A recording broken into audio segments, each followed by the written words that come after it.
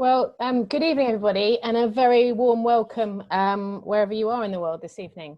I'm Susanna McClintock, Investment Director at Sustainable Ventures, and I'll be hosting this evening's event.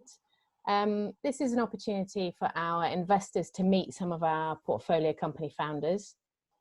We usually run this, we run this every year. We usually run it as an in-person event at our workspace, where we invite all of our portfolio company founders and all of our investors to a social evening. It's usually one of the highlights of our year and an event we very much look forward to. Obviously, we're unable to do that in person this year, so we're trying a new way of bringing our entrepreneurs and investors together. And we're running a series of these online events to give investors the chance to meet some of our founders. Virtual socializing really is quite difficult, particularly in large numbers. So this event will take the form of a panel discussion with our founders. We'll run the event through from 5 to 6 p.m. and it will have 3 parts. So first, a quick introduction from me to Sustainable Ventures and Sustainable Accelerator. Then the main part of the evening, an introduction to and discussion with our portfolio founders to learn about them and their businesses and to hear how this particularly unusual year has impacted their businesses. And then we'll leave some time towards the end to take questions from you. We'd love you to ask questions of our founders to give you more chance to hear from them. I think you'll find that you are sadly muted, but if you could put your questions into the chat box, then that will help us to manage the question and answer part of the evening. And just to let you know, we are recording the event this evening so that we're able to share it with those people that are perhaps unable to join us.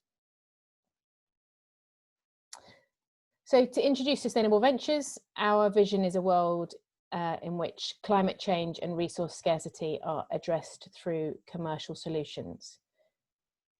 We do this in a number of ways. We have sector specialist support services for companies within the sector. We are early stage investors and provide startup support through our Sustainable Accelerator. And we have created an ecosystem to support startups through our, based around our co-working spaces in London. We talk about climate change and resource scarcity as our overarching themes, but it can sometimes be hard to contextualize that. And people ask us, what exactly do we mean by sustainability or sustainable, or how do we define it? So to help with that, we focus on 5 sub-verticals, which we see as the key thematic areas contributing to our vision. And those are food and agri-tech, mobility, future or clean energy, building technologies, and the circular economy. At Sustainable Accelerator, we invest in a portfolio of early stage SEIS and EIS companies, and our investment thesis is built on 4 pillars. We de-risk our investments through a tailored accelerator support program. Our network of startups, including Sustainable Workspaces Community and the other Sustainable Ventures incubator programs that we run, gives us great access to a whole range of early stage businesses and allows us to invest in a high quality pipeline and create a strong diversified portfolio. SEIS and EIS tax benefits common across early stage investing, as well as significant government grant funding specific to this sector, both create leverage and protect investor downside risk. And investing at a very early stage allows us to capture equity stakes, perhaps prior to growth inflection points, which can deliver better returns compared to more standard venture capital or private equity investments. To date, we've raised and invested 3 Sustainable Accelerator funds. We've made 22 investments in total. We're very proud that 21 of those investments are still operational, and also very proud that from our initial investment of 2.5 million into those companies in total, they've gone on to raise more than £24 million in further funding, so almost 10 times the funding that we invested in them. And I'm delighted that we have 4 of those companies here with us this evening to talk about their journeys. We are currently raising for our Sustainable Accelerator 4, so for our next fund, live on Cedars. we're actually very close to our 100% funding of our minimum target of £500,000. But as in previous years, we plan to leave the campaign open into overfunding and would like to raise a similar amount as our previous accelerator fund, so somewhere between 800,000 and £1 million, that allow us to make sort of 6 to 8 high quality early stage investments. The fundraise will close towards the end of this month, and then we'll start our due diligence and selection and hope to make our first investments early in 2021. So as I mentioned previously, in lieu of our usual Meet the Portfolio event, we've been running a series of webinars on Thursday evenings. Then following this event, the next one will be next Thursday on the 12th of November, where we'll have 4 more of our Sustainable Accelerator founders. And on the 19th, as we come towards the end of our funding campaign, we'll be giving another chance to meet more of the team behind Sustainable Accelerator with a repeat of our Meet the Investment Committee events that we ran as launch events to this fundraising campaign. So the next 2 Thursdays, Thursday evenings, 5 to 6, and invitation communication will come out on both of those shortly. So without further ado, I want to move on to the main event of the evening, and I'm really delighted to have with us Agnes Sacco from Arex, Juan Pablo Ferda from Zygo, Pablo González Iglesias from Vendi, and Alex Chapman-House from Tandem. I'm really looking forward to chatting to them and hearing, their stories both from the last year and their plans for the future. So I'm going to shortly stop sharing, and something that's become a bit of a regular for these evenings is when I say, panel, are you with me? And you have to give me a wave, and I'll try to find you on screen, and then we're going to go into a speed round challenge for introduction to your company. So just bear with me 1 second whilst I stop sharing. So panel, are you with me? Yeah, that's all 4 of you. Okay, great stuff. So I'm going to ask each of you to introduce yourselves in the order of Agnes and then JP and then Pablo and Alex. So it's a quick fire round. Introduce yourself, your company, which part of climate change or resource efficiency your company addresses, and what differentiates your value proposition or what's distinctive about your company. We'll try and limit that to 60 seconds. So Agnes, you're up first. Mm-hmm. Hi, good evening, everyone. I'm Agnes from Arex. So we developed an IoT-enabled smart home solution to tackle the dual challenges of fuel poverty and climate change. It's a system that essentially reduces heat demand in the home, but without compromising indoor air quality. And in terms of the carbon credentials, because the system reduces the operational carbon emission coming from buildings by improving the building fabric, the impact could be about 370 million tons of carbon saved at full EU market penetration. So it's a seemingly small solution, but it has a huge impact. And so in this whole fight towards net zero, we know that we are only part of this solution, but we do think that we play an important role because the solution is a low risk, it has an immediate impact, and it pays back fast. So that's briefly us. Well done, Agnes. I think definitely inside the 60 seconds. JP, if I can ask you to do the same intro. Hi, everyone. My name is Juan Pablo, and I'm the CEO and founder of Zygo. So Zygo is a technology platform, and we help organizations buy energy directly from wind and solar farms. Zygo makes the process digital, more transparent, and cost efficient. So we want every single company in the world to transition to buying energy directly from generation, because when you buy that energy directly from generation, you support the creation and build of new wind and solar farms. What is amazing about Zygo is that we are quite a revolutionary platform. We use machine learning algorithms to bring together the latest tools for buyers and sellers. We have potentially, I think, the largest network of developers in Europe. So we have about 400 renewable energy projects hosted in our platform and growing. And this is from all over the world, mainly Europe, but we're expanding very, very rapidly. We are very low cost and efficient compared to the current solutions. And we want to make clean energy accessible to every company and democratize the clean energy buying process. Brilliant, thank you, JP. Pablo from Vendi.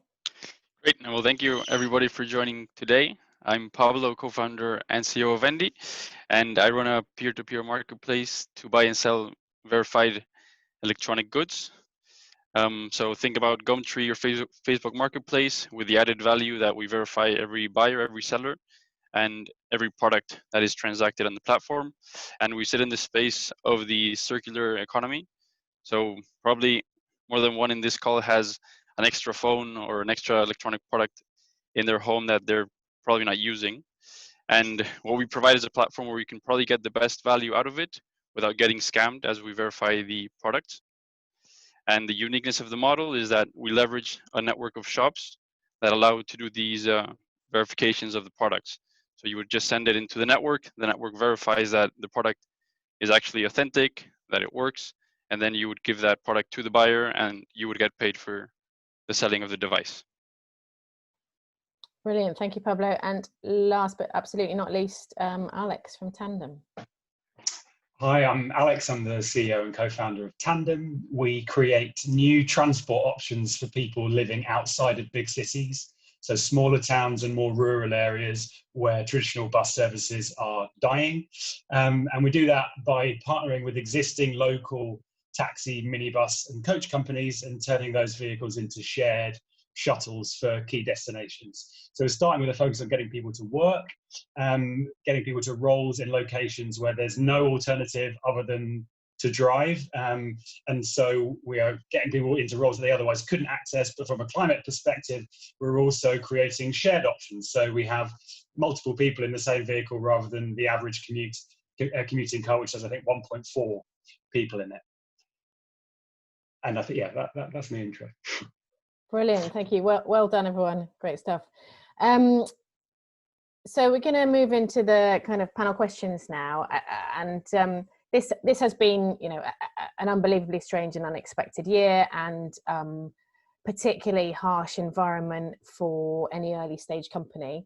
And I know that investors and others alike are really interested to understand the impacts of COVID and how early stage companies have adapted to the challenges presented by the coronavirus crisis and lockdown. So again, Agnes, I'm going to come to you first and just ask you to talk a little bit about kind of what the challenges of the coronavirus crisis have been and how that has affected your business. Yeah, okay, thank you. So I think that's incredibly important to acknowledge those challenges that you know the world is turning upside down, and in some cases pivot is enough. In some other cases, some serious rethinking is needed. We think that we weren't seriously impacted, but we were impacted. So I think mainly the fact that social housing providers who we are selling directly, they are currently restructuring their budgets into much more, instead of prioritizing energy efficiency, they are starting to prioritize indoor air quality and health impacts. So this is where we also seen some opportunity that we can actually position our product that it also does tackle by controlling the airflow, does tackle indoor air quality. And in that regard, we've also managed to secure a specific COVID-related grant funding recently to highlight that impact. But I think on a much more practical terms, of course, we do need some operational processes. We need to get into people's homes, which seems to be quite challenging. I think there are some ways to be creative about it. For example, there is a way to do a contactless installation so that it's a very, very minimal amount of effort to be in people's home, or to not to be there at all, because it's purely a plug and play with our home hub that we use. So yeah, that is mainly on those barriers. So obviously long sales cycles from clients due to COVID. I know, because I know you and your business well, that you also kind of found some I guess, oddities of COVID regarding kind of the ease of which it became to speak to people. I just wondered if you could comment on that as well. Yeah. So what we find is that it's actually often easier to reach out to people. It's just tend to have a little bit more time on their hands.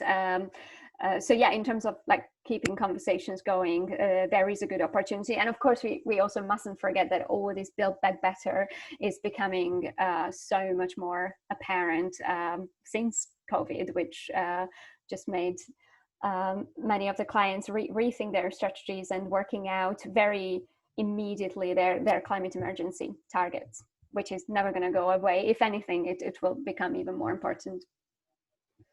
Brilliant, thank you. JP, I mean, we were talking just at the start of the call about, crisis or no crisis, people still need energy.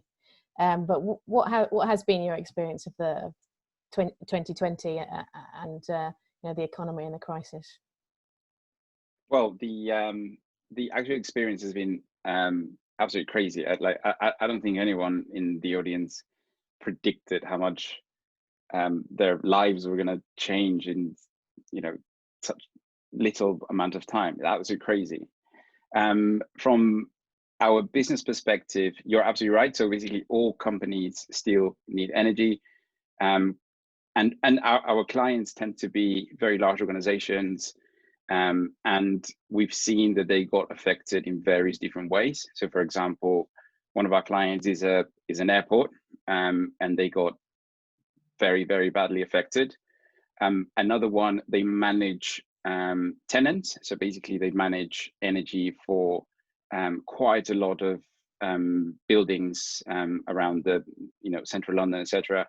They got affected as well because their strong focus now is to analyze consumption and see how they can, how long is this going to last for, and how they can predict how much the buildings are going to consume. Others is the opposite. So basically, another client of ours is a big pharma. It's a big pharmaceutical company. Again, their energy consumption has increased dramatically since COVID. So it really varies, but in general, what I can see, and it's exactly what Agnes was saying, is they're actually giving a lot of our clients the opportunity to sit back and think about their targets and what actually matters for in what impact they can have as a company. And the Build Back Better or Build Back Greener campaign definitely help with that. So there's the vast majority of our clients have been pushing the net zero and renewable energy within their organization, and they're actually looking at Scope 3 emissions, which essentially they're looking at their supply chain if they've already signed a lot of PPAs, or they're actually green or 100% renewable at the moment. So it's been a good time for us. We're helping our clients basically define those targets, analyze their structure and their portfolio and how they can achieve those targets. And in terms of new business, it's been actually really, really good for us, because we were very, very determined to get more and more companies switching to 100% clean, traceable energy. Brilliant, thank you. Pablo, we invested in Vendi, I think in March, and then you went on to launch your site during the lockdown and coronavirus period. How has it been for you, and how have you had to adapt the business, if you have had to? Well, yeah, at the end, I think everybody to some degree has had to adapt. We I think have benefited in the fact that our platform, although it's peer-to-peer, right? So the same user that was on Gumtree or the same user that is on Facebook can use our platform. We enabled all these transactions without having to meet with the consumer, so you can just send it, or you could potentially drop it off, which click and drop is available. And in that sense, it's been good for us, right? Because we had a wave of users coming from these marketplaces.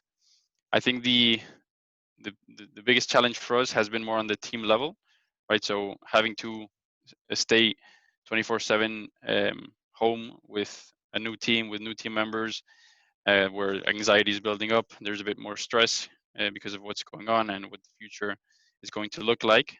That has been more challenging for us than the on the product side, because again, it's an app that you can just download on your phone from your house. You can take a picture of the product, and with the tech that we have, it automatically can list it on the platform. Then on the e-commerce space, you probably have seen, I mean, Amazon and all these big marketplaces growing even more, and so that has had the benefit. We don't have, of course, the reach of Amazon, so the wave hasn't been as big as an Amazon example, but we have seen better conversion rates, and we have seen more users jumping into the app.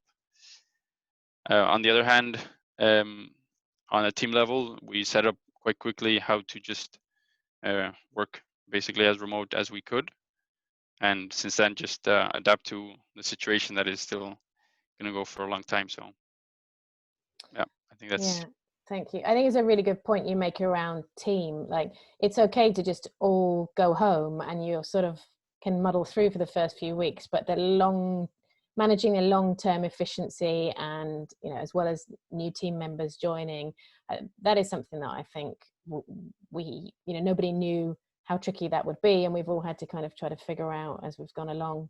I know you've had huge growth in your team. Yeah, and just one of the many challenges of this strange situation.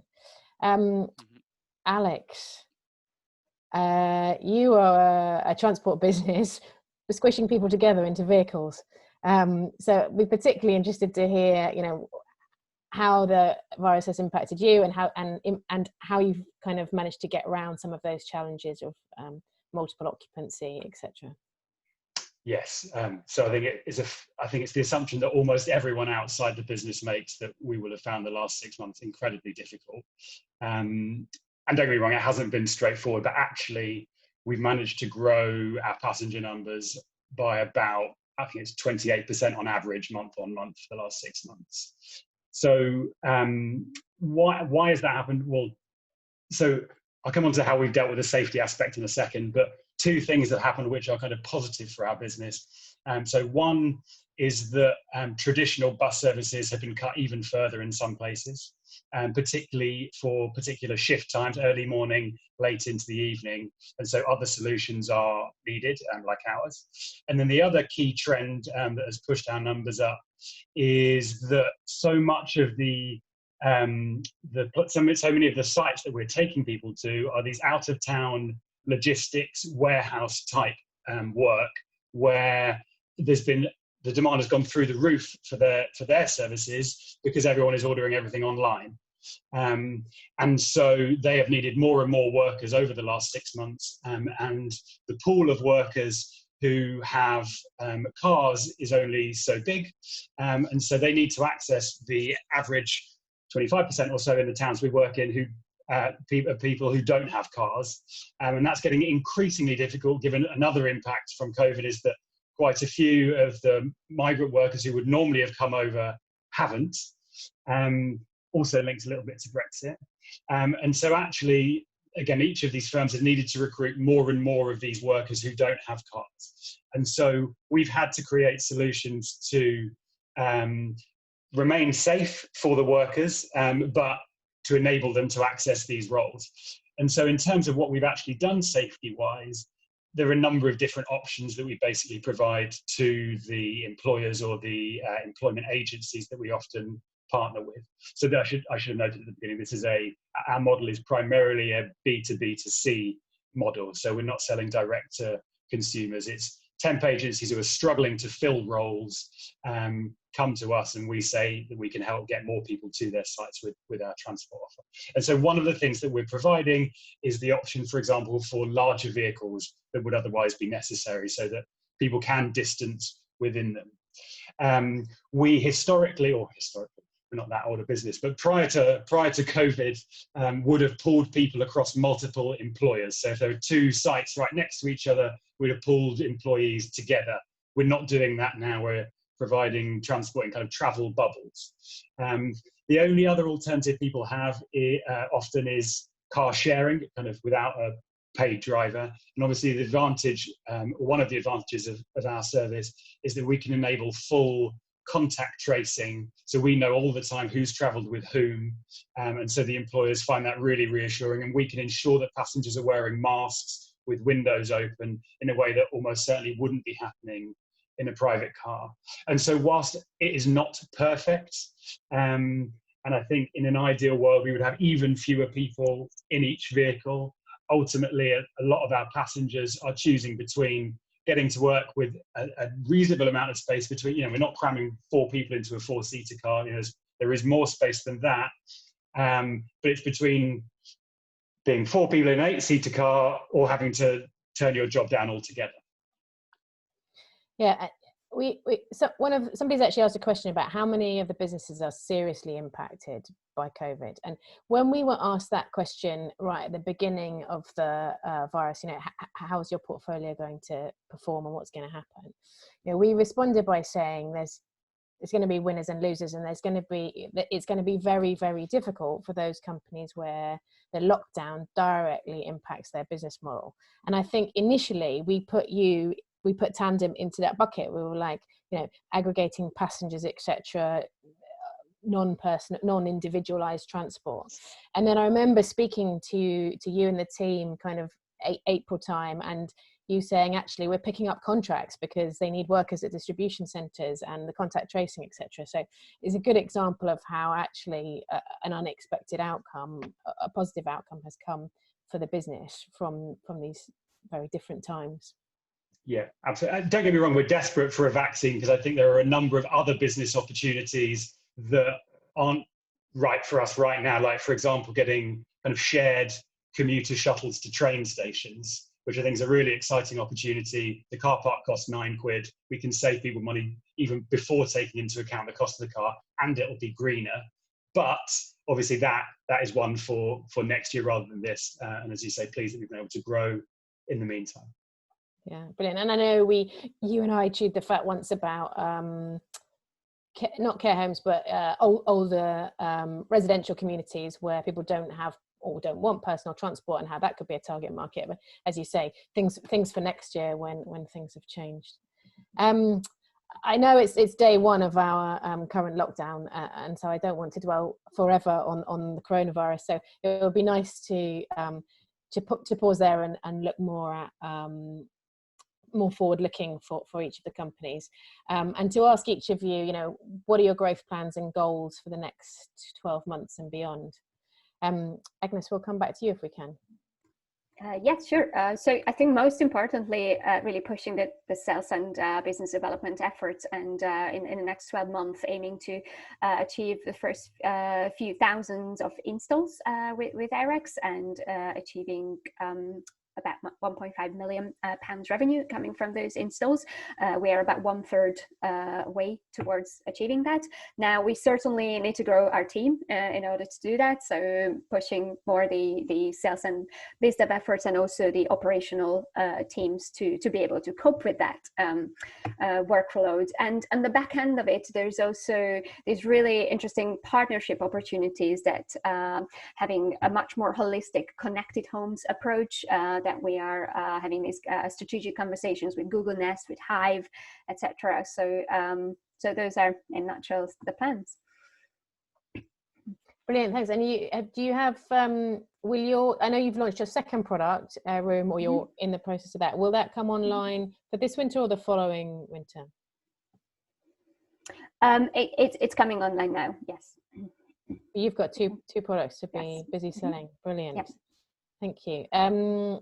JP, what does the future of the PPA market and life as Zygo look like for the next 12 months? Very, very exciting. So one thing that we're very, very obsessed about is democratizing PPAs. So basically, like, PPAs are these big chunky contracts between corporations and the companies that build the wind and solar farms. And they tend to be quite complex, and you need a lot of volume. So traditionally, only your Googles and Amazon have had access to these contracts. And they're quite long, so basically 8 to 10 years right now. So basically, one of the things we're a little bit obsessed about is democratizing access to clean energy for smaller companies. And we're trying to do that via aggregation. So basically grouping together small companies for them to be the off-taker of one wind or solar farm. We see a big market in the US. So basically the mid-market of those kind of companies in the US is that there is a big opportunity. We want to tackle that market. We've done a research. We've spoken to quite a lot of our clients that are actually using us. They're American clients, and they're using us to run tenders in the US.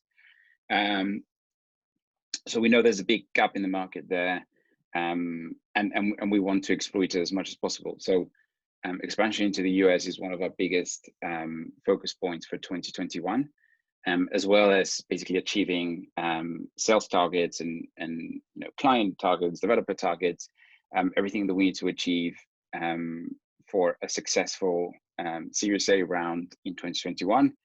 And finally, tech. So basically, we want to launch. We have about 6 or 7 new products that we want to launch next year. A lot of them are very, very exciting. We're using a lot of machine learning to kind of do predictions in terms of, what would be your ideal kind of price and term and contract structure without you being very sophisticated at buying renewable energy. And the other one is to kind of predict what the price is going to be for renewable energy for the next 10 years so that companies can make better informed decisions.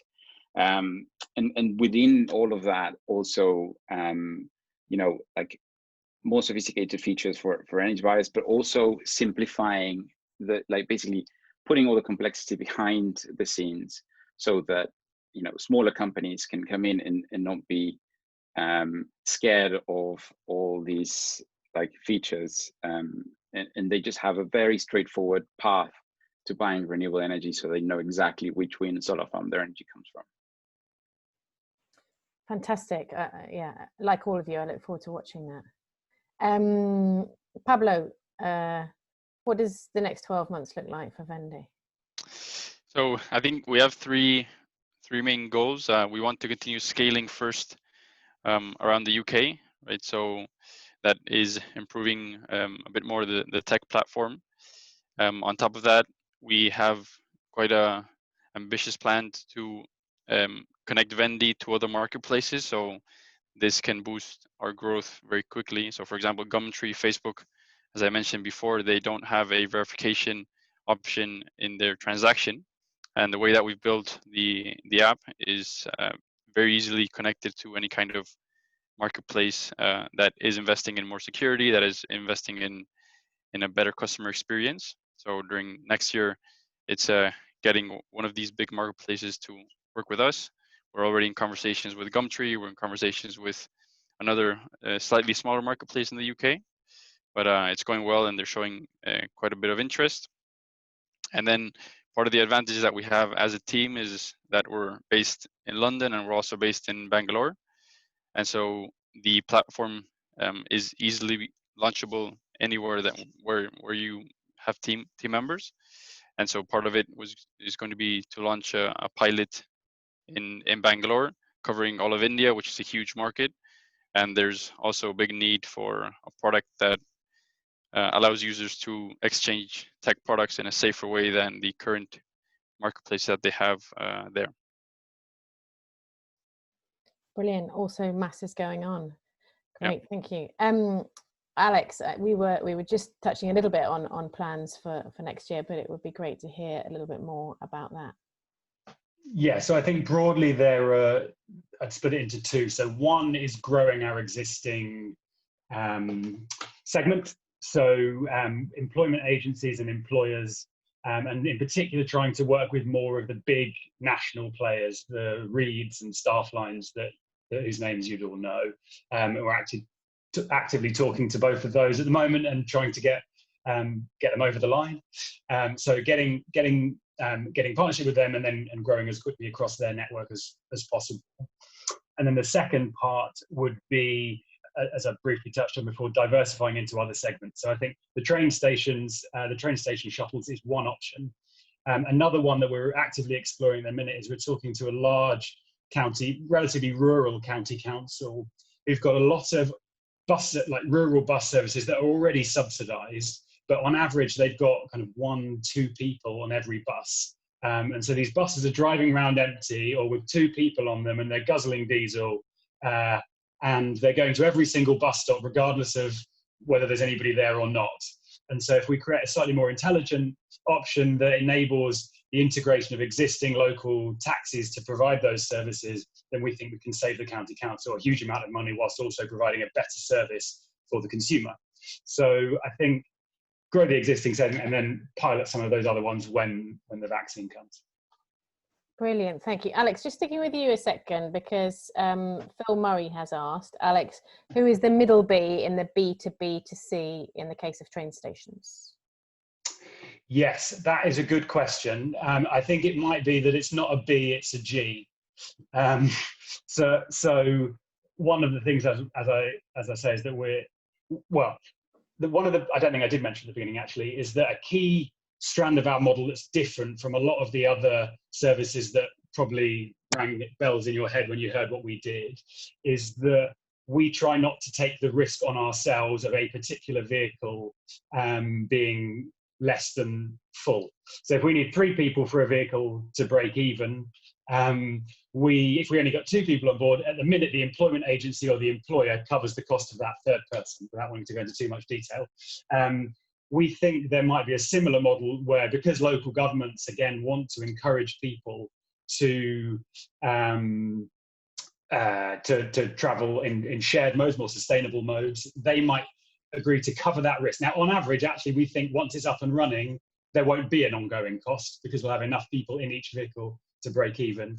But it would be about sharing that risk with the local authority. And so that would be the dream scenario, or it might be that we kind of go straight B2C for that option.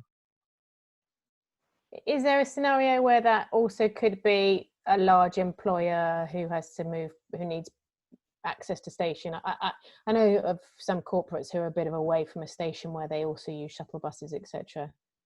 I think actually the B2C option there is potentially easier to do than it is with our existing client base, because at the moment we're mostly targeting blue collar workers who may well be not as they will have less deep pockets than the white collar workers, and will often be less used to kind of being early adopters of tech products like this. And so I think there are certain elements of the train station market which are easier to do in a B2C model. But again, if we can get somebody to do this underwriting piece, I mean, the train companies is the other option, who are again, as part of their mission, I think indeed required as part of their, what's the right word, as part of their franchises, to think about how people access the stations as well. So I think that's another option, but again, it's one that we need to explore in more depth as and when we near the vaccine. Brilliant, thank you. We've started to get some questions in on the chat, so thank you to those who've asked them, and others who may have questions, please do pop them in the chat box. So Sarah Quinlan, hi Sarah, has asked, as people are working more from home, how has Sustainable Accelerator managed to tailor the support program it offers to these startups? Yeah, really good question. I think we might just ask the startups themselves how they feel about the support program. So Vendy and Tandem are both in our current accelerator. So we'll give Alex a little bit of a rest. We'll maybe ask Pablo what how you've been able to access the Sustainable Accelerator program, and what's been good, or maybe even what's not been so good about doing so more remotely. Yeah, I mean, I can't tell you about how it was on the physical world, but on the virtual world, I mean, communication has always been very smooth, and the good thing is that you do have a bit of flexibility because you don't lose time on traveling, and at the end we always have the monthly catch-up sessions. We are at the top of a Slack group. If when you're having any questions, we have emails, so it's worked quite well for us. I don't think it's something that I would say, oh no, I think physically it would have been much better. Of course, the human side, to build a bit more of a personal relationship is better when you go out and have a beer and so on. But from a efficiency and productivity level, I think it's been as good as if it was non-virtual. So I don't think it has had a negative impact in that sense. Yeah, I might be asked Irene, my colleague Irena, who leads that support program, to come in as well. But one thing that I know that we have all missed the personal social contact, but also I think when it was particularly locked down, we also all appreciated being able to get together online as a community, you know, beyond our kind of everyday interactions with our own teams. Irena, did you want to make any other comments about kind of how it's been to work with the companies in a more digital format? Yeah, so obviously, you know, when I think the kind of lockdown started, it was, you know, something new for everyone to try to do run the Accelerator program online. But I think the transition to digital has been very smooth and almost, I would say, kind of natural, because we've been conducting all of our meeting digitally and have been actually running more digital workshops. And the companies has also had access to our office, which they're still kind of accessing, obviously, with the, you know, in respect of COVID restrictions and guidelines. We set out an accelerator plan in the beginning of the 12 months, which is something that we formally review every 3 months. And we are actually been running now through the second review meetings with the first companies we invested in, such as Fendi. And I think the process has been just running, I think, as efficiently as in person. I agree with what Pablo said in terms of, you know, it's nice to actually meet the companies in person. We managed to get a few drinks in September, I guess in between lockdowns and, you know, when the restrictions were better. And hopefully, you know, after this month's lockdown, we can go back to doing that more.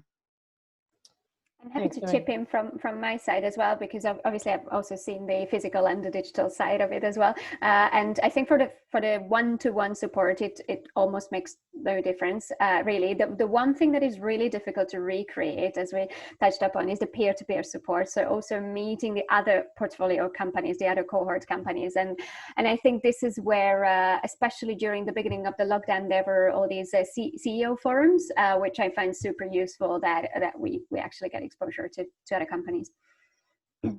Yeah, I think that's been the case. The informal things have been harder to recreate. Our CEO, my colleague Andrew, is also on this call, and I remember in the first couple of months, you know, he ran 2, 3, 4 webinars a week talking about coronavirus, business interruption loans, furlough, all sorts of schemes, all those things that we, you know, were new in March and April, but really critical for supporting early stage companies who, you know, who found themselves, you know, in incredibly strange situations. And we had huge online attendance at those sessions, because everyone was just kind of keen to try to figure out, what do I need to do to put my position my business as best I can through this strange time. So we ran lots of things we weren't expecting to do, I guess, in terms of additional support related to the crisis. Yes. Let's see what other questions we've had in. So Giovanna DeViti, hi Giovanna, has commented, I have the impression that somehow all of the changes from the pandemic have actually spurred productivity by forcing everyone to rethink instead of bobbing along. Is that correct? Who would like to? Maybe JP, you could talk about a little bit about kind of how the changed environment might have kind of changed working practices or sharpened the mind from your perspective. Yeah, I mean, at the beginning of the pandemic, for sure, we had to get very, very creative. So it's been very, very frustrating from our point of view, and from my point of view, because the human interaction it's amazing. It's very, very difficult to recreate like a successful work environment if you all work, you know, if you're all remote and just basically, you know, when we have Zoom calls or Teams calls, like just basically muting yourself and turning the camera off is just it's quite frustrating, really, because you don't know what the other person is thinking or if he's even there, you know. Whereas when you're in the office, is a lot, you know, like you basically just turn around and speak to someone or ask a question, and there's more banter and stuff. And recreating that environment is very, very challenging. And that obviously affects how the team works together. So basically, you know, we haven't been, the whole company has been in the office since the whole of 2020, right? So it's been very, very challenging. And like hiring as well has been very challenging, like not having a physical interview or, you know, or introducing the person to the rest of the team. I mean, we're not a huge team, it's 12 of us, but actually quite a lot of the people in the commercial side don't know the people in the tech side. And, you know, they haven't had good conversations rather than, apart from work. So yeah, it's been challenging, but you know, you have to get through it thinking that then, you know, there's light at the end of the tunnel. Yeah, I think that is something that everybody has said, where you knew your colleagues or customers or partners before, pre-COVID, then moving online has been fine. Where you've had to meet them for the first, you know, your entire relationship has to be conducted in 2D, and you're not able to get that kind of physical connection, that's been a bit stranger. I don't know if anyone else wants to come in on that, but we've also had a question from Phil Murray. How many of the 21 companies are in serious difficulties as a result of COVID-19? I think that's a question for the Sustainable Ventures team to answer, and I'll have a go at that, which is to say, I don't think that any of the companies are in serious difficulties as a result of COVID-19. I would say several have faced really serious challenges as a result of COVID-19. In particular, as I was saying in relation to Tandem, that any company whose core business model was really directly affected by the lockdown. So one of our cohort companies in Fund 2, Circular, they launched their target market for their circular economy beauty products was first airports and subsequently hotels. And back in December and January, they ran a really successful pilot at Luton Airport, and things were looking great. And then who could have predicted that, you know, airports would close and hotels would close? And so they were definitely one of the companies whose business model was most severely affected. But to Giovanna's point about kind of focus, that team put their entire product range online, pivoted to a B2C and delivery at home model, and put their entire business online within a matter of 2 weeks, and has actually been able to continue generating revenue and growing their business, which is pretty remarkable. But things did look really quite grim for them for a while. And, you know, we talked about Tandem and how we feared that might have a very negative impact for them, but actually some of the consequences have been around an increase in demand, not a drop off in demand. We got other questions that have come in. I think we've answered most of the questions that have come in from the audience. So I wanted to ask another one, which I think that all of you have closed a funding round during the lockdown period. And I wondered if I could just kind of ask you how that was, and, you know, your experience of, you know, whether things had changed with investors, whether it was harder, easier, what your general experience of fundraising in the coronavirus environment was. So in order that you close the rounds, I think, actually, I don't know the order you close the rounds quite. So maybe we'll start again with Agnes. Yeah, happy to start. Yes, it has been a bit of a roller coaster, because right at the beginning of the lockdown, it all started very, very gloomy and very negative. But all of a sudden, as long as it have became clear that, okay, this is now some sort of new norm and people are adjusted to it, and then we have contingency in place, etc., it turned into a lot more positive conversation, and there was this Build Back Better movement, and great demand from clients. So I think we managed to close it in August eventually. So yeah, very difficult start, but then became much more positive. I have to say it's easier now to talk to existing investors, of course, than with any other new investors. I think that's what everyone else is experiencing at the moment. But I'm very optimistic that this will change. So yeah, it completely varies. Brilliant. Thank you, Agnes. JP, you closed it around earlier in the year. March. Okay. Was it? Had we gone into? Was Corona a thing already in the UK? Yeah, it was. Yeah. It definitely was a thing. Yes. It was a little bit nerve-wracking at the beginning. So I remember we had a board meeting, and you know the board directors were like, close around like right now. So basically, in a weird way, it kind of helped us because we were having a lot of conversations with a few interested parties, but then that forced us to set deadlines and then just go back to all the interested investors and say, you know, we're going to receive expression of interest this date, and then we want money in the bank by this time. Which actually was very nerve-wracking because you don't know what you're going to get. But actually, we were like very oversubscribed at the time, so we had to.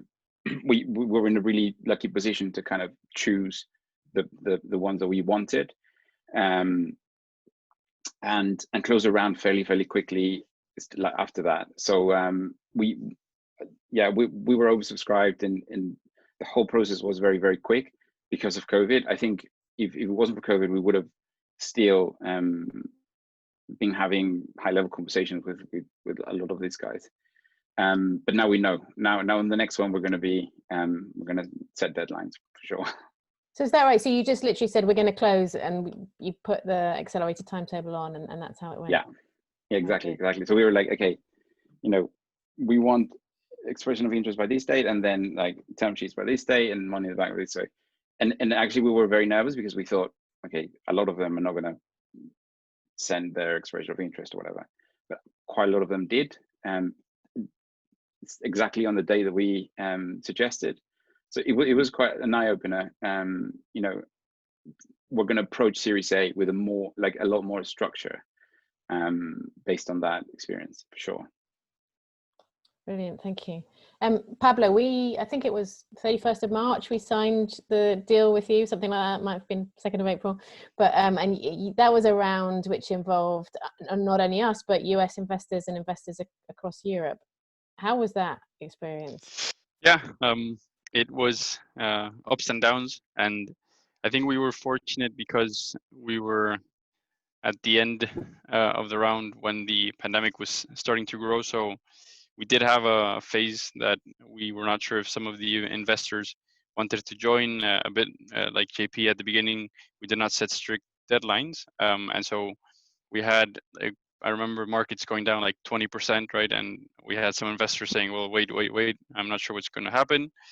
And we also had other investors that were still with us. So we just started to become a bit more strict with the timing. And we said, look, by this date, we need to have a yes or no, because we are dependent also on other investors.